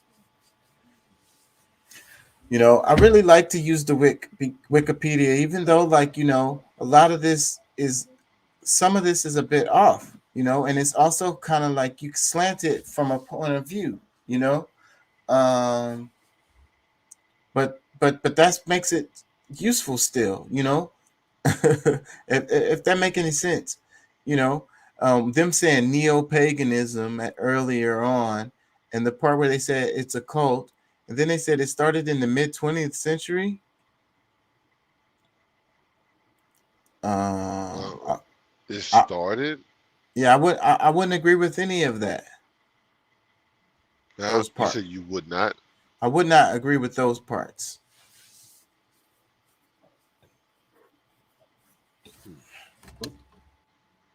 I'm just saying. Because I Anyways, mean, if it said thousands of years in one part on one section, it just I mean, how can it be so? Because it's if that's the case, well, mid 19th century or 20th century. it said 20th century. That was on So was Wikipedia. the 1900s, the 1940s, 1950s? Is that what That's probably what they're saying. Yeah. I mean, it's not impossible that it started that soon, but if you're talking about indigenous, like that's when you're hearing that part indigenous, it goes back to usually goes back some time. Check this out. I don't know if I don't know how old this clip is. I had never heard it.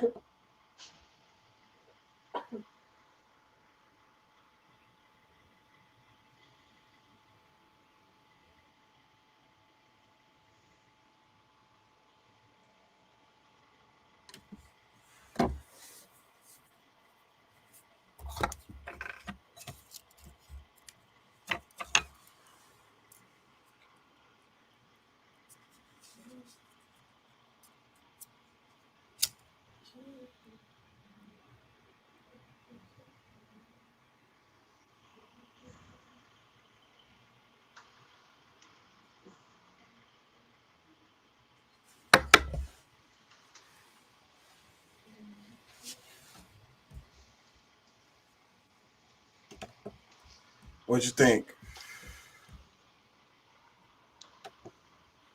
What do I think about what? What he was saying? That was Money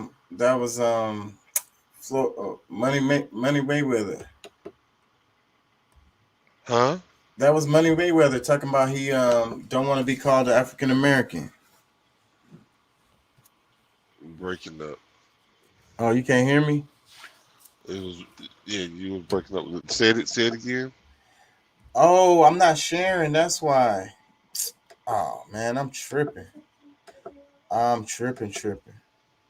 No, I guess I thought I was sharing, but I wasn't. That's what happened. Here, I'm gonna play it again. It's a little bitty thing. It was Mayweather talking. Oh. Y'all couldn't hear it. I thought y'all could, but I'm tripping. I'm an American. I was born on American soil. But I did go back to the motherland, and I love it. And made millions going back to the motherland. But I was born in America when the Europeans came to the Native Americans, well, they like to call them Native Americans, but the Indians' land. We don't call them European Americans. So I don't want to be called African American. I'm an American. You know what I'm saying? You can call me a Black American, but I'm an American. When I competed in the Olympics, they didn't say fighting an African American. They said that American that's fighting out of the red corner or out the blue corner. I'm not an African American. I'm an American. I was born on American soil. You heard that? You heard him? I mean, for somebody who's supposed to be dumb, I mean, he pretty smart.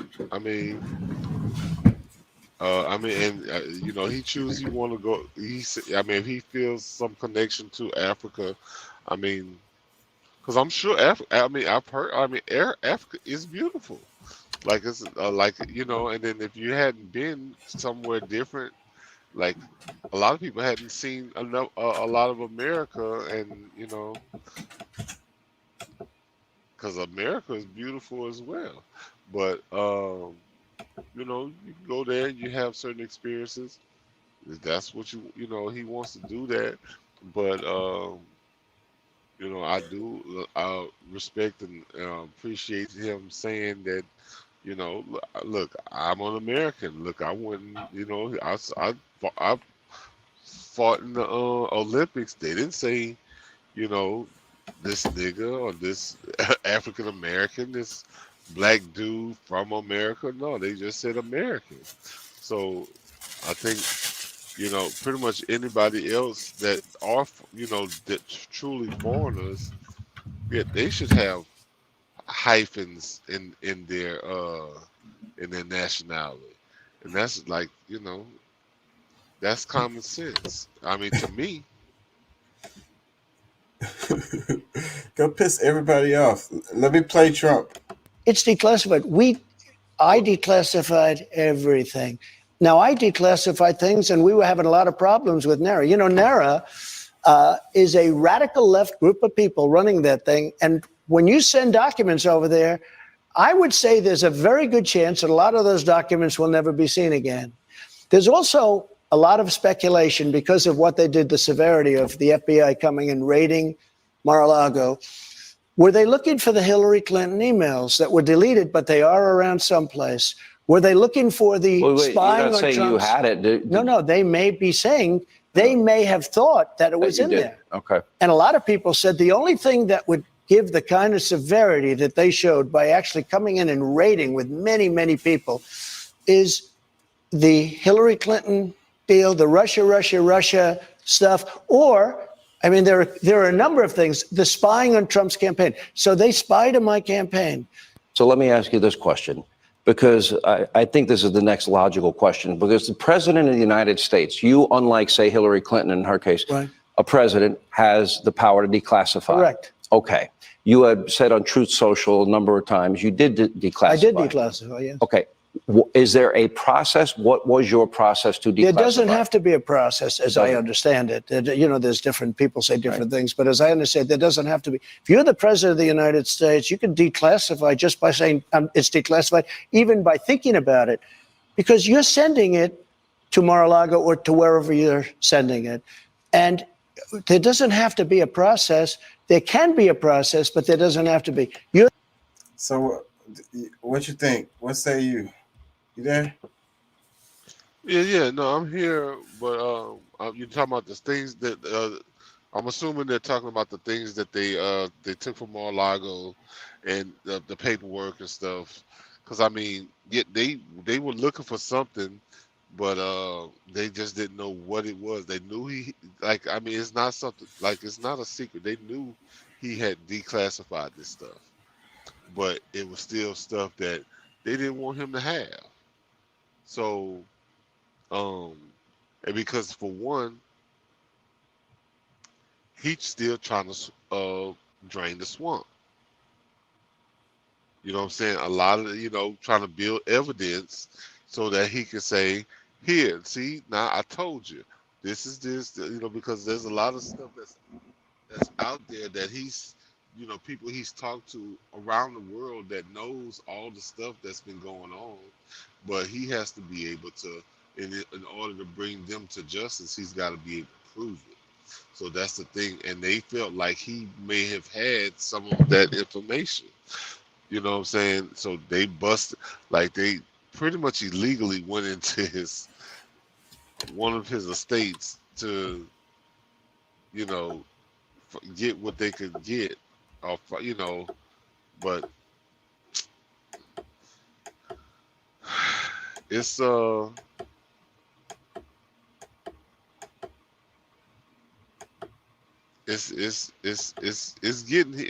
getting pretty heated, because I think that was one of the reasons why they had to force themselves back into office, to make sure somebody and especially with Joe being there, because that was really it's people that's been in there for a long period of time. Obama is really one of the Bush's people. You know what I'm saying? They Republicans, he Democrat, but that's his people. The Bushes and Obama, they family, close family. You know what I'm saying? So they had to get somebody that's been in the bullshit long enough that they don't have to bring somebody new and then hope that they don't squash the whole deal. Like all the bullshit they've been pulling for the last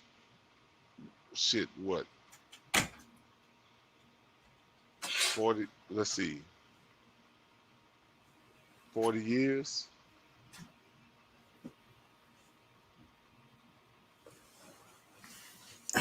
Yeah. Let me get what you think about this one.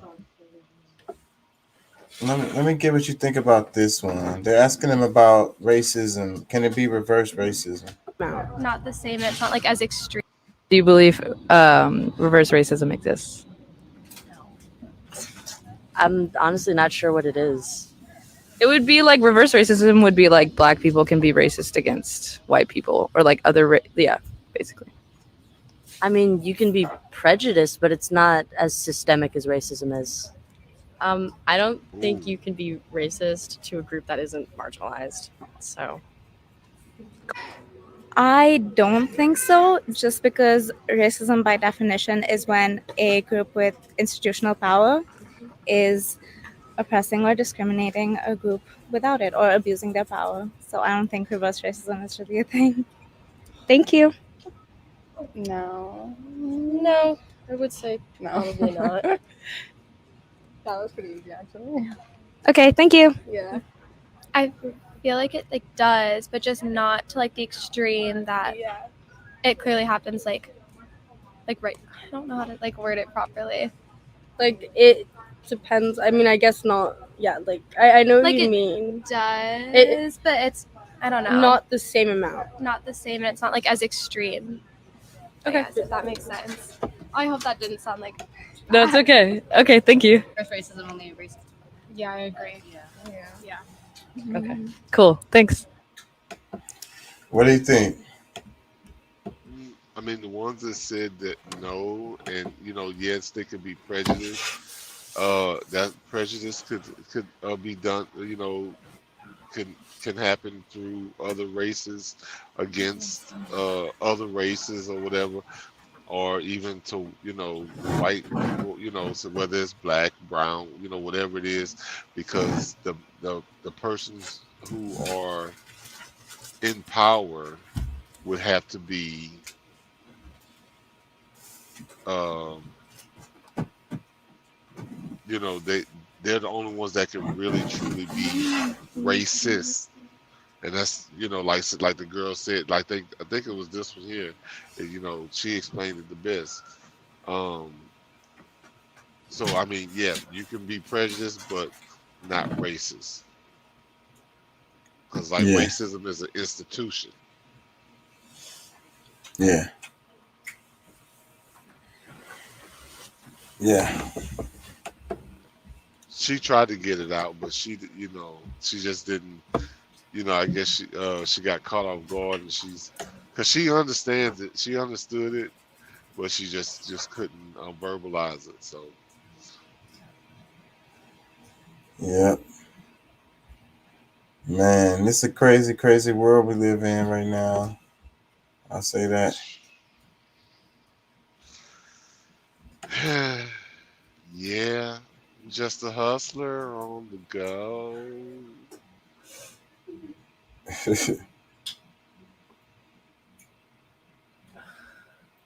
Too much going on, man. Yeah, man. Shit, I wasn't really prepared because I wasn't planning on doing the show really, but I really liked the Saint Muerte topic and that video that I saw. So Hey, what was the thing? Because I was listening a little bit this morning about the what was the Red Score or something? the Red Scare, that was the name of the show last Scare. night. Yeah, Yeah, yeah. yeah. I was talking about how freaking how people get programmed, ever since, like, especially since like the McCarthyism, and it's like we talk about it in historical sense, like that was in the past, without connecting it to what's happening now, related to Russia, and the way people feel about socialism or communism and their misconceptions of these things. hmm Because see, the whole thing, because I mean, like I said, I did kind of pay some attention to, I was riding down the highway and I was listening to you and Deuce, and you know, like the biggest fear, because I mean, the capitalism, because me and you talked about, capitalism and socialism could work together, but you would have to use it like locally. You would have to be, you could be socialist, but worldwide you have to be capital, a capitalist. So I mean, because I don't know how it would really work.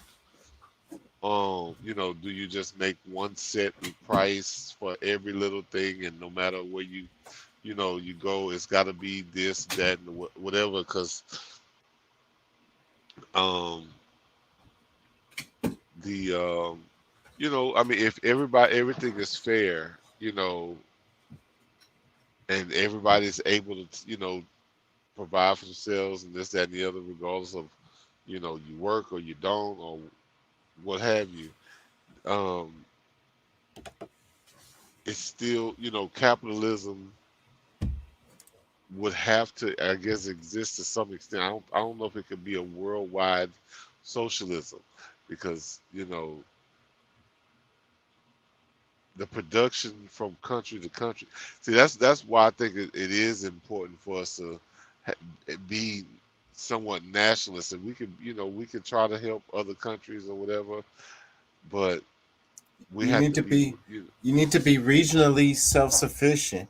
And yes. what other country would be mad at you for doing that? And if they're mad at you for doing that, then there's something wrong. Well, I There's a mean, we're problem. gonna have the jealousy and envy that has always, I guess, to some extent, always existed. But in order for us to be a peaceful world and not everybody, somebody angry with another country because their resources is stronger than another or whatever. But if we're, because I mean, the global government would only be good if everything is fair, shared evenly. You know, if the profit doesn't matter, it's you know I don't know, like some people's ego won't allow that to happen. Some people gonna not produce what they need to, and because I mean it's like why should I do it? I'm gonna get what I need if I want. I think that's one of the fears, the globalists, that if they don't do have some kind of accountability system that people that can work does, on them having to trick you into like, well, if you don't, then you this or that, or something. I don't know. I feel like these people really feel like if they're not scamming you or making you feel bad, or like s- don't have that competition element, that they're not gonna be able to have people to work at some point.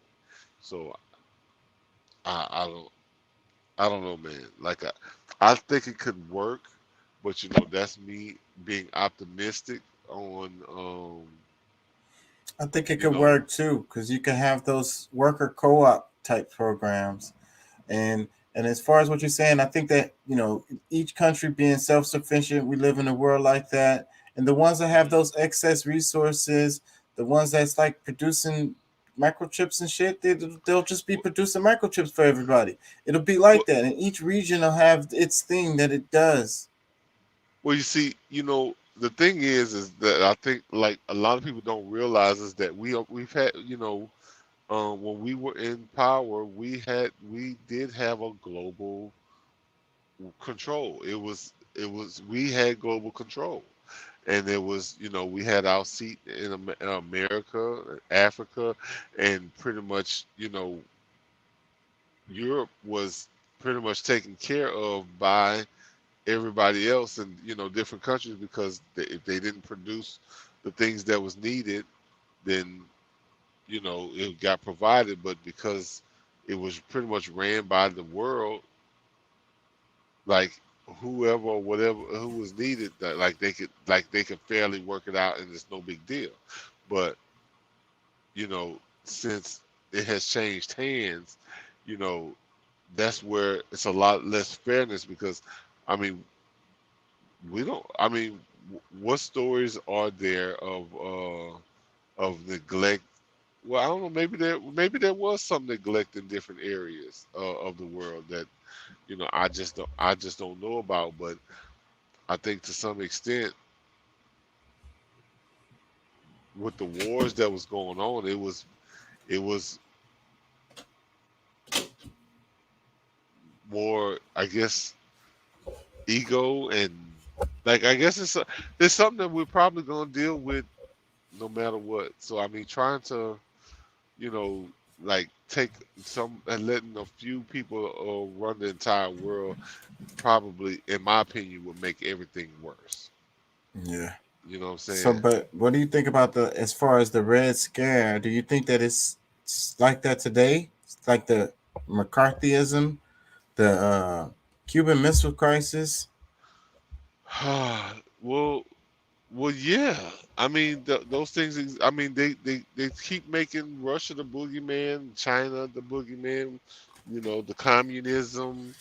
You know, like those terms don't like that. Those ideas never ended, and I think that's how the left really keeps its power is because the keeping people in fear that, oh well, if you don't, if we don't do this and that and the third, then we're just gonna get taken over by Russia and China. Like, they don't want to take over everything. I mean, that I can see, because I think that they're willing to work with people who, I mean, as the more that they try to put sanctions on people, yeah, the more they're gonna be like, yeah, I want to, yeah, we Yeah, need to take control of this. they force people to be aggressive, and that's what kills me because they think that everybody else thinks like them, and everybody don't think like them Yeah. at all. That's So I mean, and look at Cuba. Cuba could have done something a long time ago if they wanted to, but they haven't, and they've actually just be like, just become more self-sufficient, even though they've been having the worst sanctions put on them since, like, they say inhumane sanctions that they've been dealing with for, they said, over 60 years now. yeah, and I think it's more So, hardcore than like pretty much any other country in the world. It's really really huh? sad because they still driving cars Uh-oh, from it's 1950. breaking up. Shit, my Wi-Fi is going low. Can you hear Wait a me? minute, it's breaking up for me. I can't hear you. My Wi-Fi is showing low. I'm probably Uh-oh. gonna. Can you hear me? I'm probably gonna wrap it, man. It's so frustrating. This damn truck just came and pulled up on the side of me. I think it's blocking my signal. I think it's me. I've been seeing my little Wi-Fi thing going down. It could be me. I keep seeing it blinking and shit. My little signal light thing. Can you hear me? I think I'm gonna wrap it, y'all. I'm hungry. I didn't eat. I went to the park. Haven't been home. I need to prepare for tomorrow. I'm gonna wrap it, y'all. Peace and love. Thank y'all for joining. Thank y'all for listening.